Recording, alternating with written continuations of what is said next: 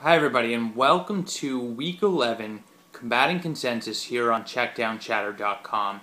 Thanks for checking out the post. What we do here in this space is we look at the games that the public consensus is really strong on one side or the other, and I feel that public faith is misplaced.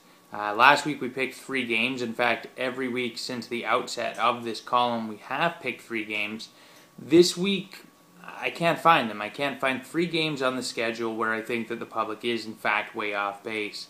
That may change come game day, but as of right now, we're just looking at 1 game this week where I think that the public's got it wrong. Now, last week we picked the Texans to beat the Bears. We correctly picked the Saints to hold on at home and beat the Falcons, and we missed on the Detroit Lions against their divisional opponent, Minnesota Vikings. That was the game I felt most strongly about, in fact, but the Lions just didn't get it done. They didn't get the offense going till late, and they dropped their second game of the season to Minnesota. Now, this week, again, we have just 1 game, and we're picking the 13% supported Kansas City Chiefs to topple the Cincinnati Bengals coming off a big win last week at home. So we're behind the Chiefs here. It's pretty hard to get excited about a 1-8 team, but they are playing at home, and they do have a few things working in their favor. The first of which, really, I think it's worth focusing upon, is the third down conversion percentages. Kansas City leads far and above in this statistic on the offensive side of the ball. They're picking up a lot of third downs. Their numbers at home this season have been very impressive. In fact, they're getting about 48% of their third down conversions at Arrowhead Stadium in Kansas City. So I don't see any reason to believe that the Chiefs can't successfully keep that going against the Bengals. And Cincinnati is a team that struggles a bit on the road. Their third down percentage of completions or of pickups is quite a bit lower than Kansas City's on this season. And when you put them on the road, they're picking up just over 25%, just over 1 of 4 conversions on third down this year. So we're looking at one team that does about half at home. We're looking at another team that does about a quarter on the road. And it's going to be pretty hard to win a game if you can't consistently move the ball, at least relative to your opponent. And it's also worth noting that Kansas City actually has a better third down defense as well, but it's just not quite as stark a difference as the Bengals or as the offensive side of the ball. But if we're looking at both of those statistics being in Kansas City's favor, it's hard to imagine them not winning the game. Now, there have been a couple of games, of course, that percentage has kept up all season, and there have been games that Kansas City has lost despite being just 12th in the league in their offensive third down pickups. And it's because they're turning the ball over. They did it last week against the Steelers, as we know. They hung tough in that game. The defense held down Ben Roethlisberger for a little bit, and then Byron Leftwich thereafter, and put Kansas City in a position to win the game, but the turnovers killed them, most notably in overtime on the first series when they coughed it up to the Steelers inside their own 10. That was the game. It was a fitting way to lose for Kansas City, and the reality is they've been doing that an awful lot this season, so it could be their undoing this week against the Bengals, but I think that if it isn't, then there's a lot of reason to like Kansas City this week, and it starts really for me with that third down number. In the short term, again, these are 2 teams that are kind of heading in different directions. We've got KC at 1-8. We've got Cincinnati coming off a really impressive home win over the defending Super Bowl champion New York Giants. So it's easy to see why public perception is that Cincinnati is the stronger team, and in reality they probably are the stronger team, but in Week 11 I don't think it's their game to win. Now, it's worth pointing out that Cincinnati is a pretty good team for a turnover-prone team to run into and trying to right that and trying to pick up their second win.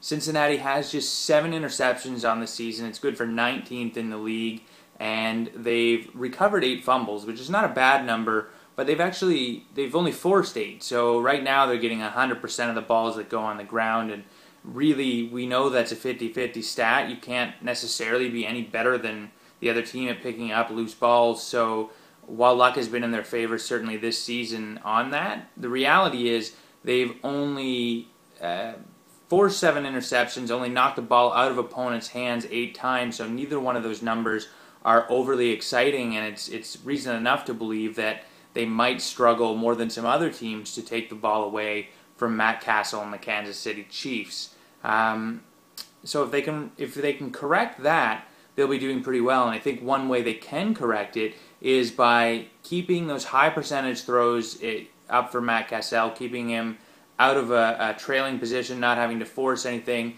and sticking with the run game.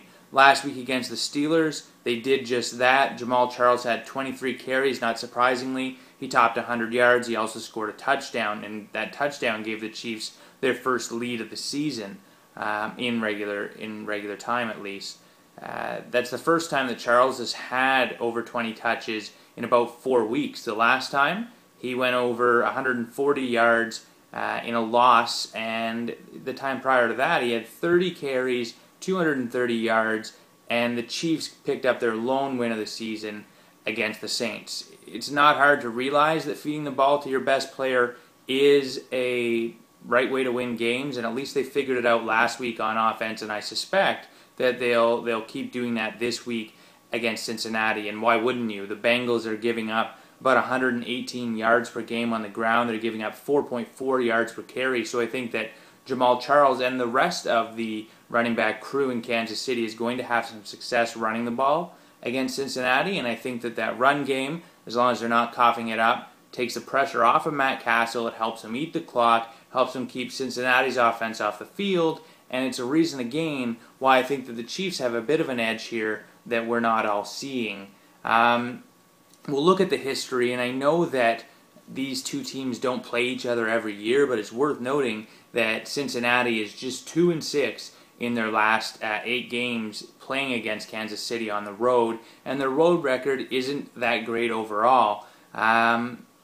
They've gone through some gaps, Kansas City, in defensive coverage this season. They can be beaten through the air, and of course, Cincinnati comes to town with Andy Dalton coming off a 4-touchdown performance and throwing to receiver A.J. Green, who's had a score in every game this season except for the first game of the year. So he's riding an 8-game touchdown streak, which is pretty impressive. And I'm not going to suggest to you that Kansas City can take him out of this game, but I do think that they can do a few things to limit his impact. In fact, they've done pretty well against wide receivers this year. Again, they're giving up a fair amount of points, but mostly that's due to starting field position, other issues like that. So again, as long as they're winning the turnover battle, I think they're able to keep A.J. Green to a reasonable impact. They're not going to shut him out. No one has this year, and I'm certainly not picking the Chiefs to be the first team to do that. But I do think that they're only giving up about 134 yards per game through the air to wide receivers. So it's not all that impressive. There aren't going to be as many holes, I don't think, for Green to exploit as there were last week against the Giants, and I think that they'll limit his impact, and once you look beyond that, there really isn't a whole lot. Jermaine Gresham had a couple of nice games in a row now. Andrew Hawkins can break one or not going to score as he did last week every once in a while, but the depth isn't there for the wide receiving core, and if you take Green out of the game, limit him to, say, 80 yards, maybe even a touchdown, then I think that you've got a good chance of outscoring the Bengals. Also, it's worth noting that Benjarvis Green-Ellis isn't helping a whole lot. He's averaging just 3.4 yards per carry this season, and I think that's one of the biggest reasons why the Bengals are under 500 this season. I think it's one of the biggest reasons why we're going to see them struggle on the road against Kansas City. With that, I'm putting myself out on a limb here, expecting a bit of a letdown game for the Bengals after they very capably handled the Giants at home. Now they're going on the road, feeling really good about themselves and perhaps overlooking the Chiefs.